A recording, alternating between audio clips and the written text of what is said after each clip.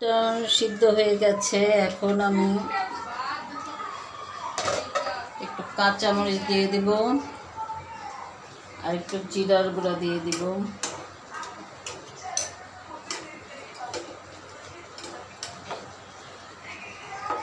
আলুগুলো সিদ্ধ হয়ে গেছে, ডাটা সিদ্ধ হয়ে গেছে।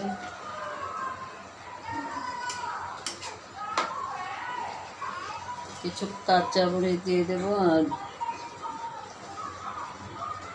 জিরার গুঁড়া দিয়ে আমার রান্নাটা শেষ করে ফেলবো।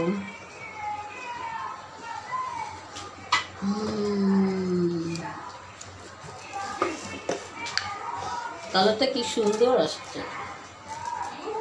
এই যে জিরা,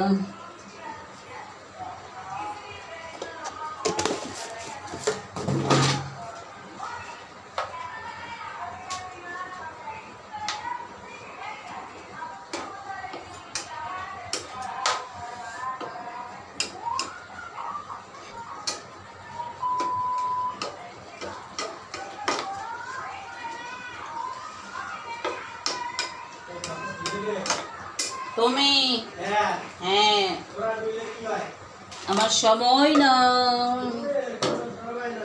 ওকে বাই, সবাই ভালো থাকবে। এতক্ষণ থাকার জন্য সবাইকে ধন্যবাদ।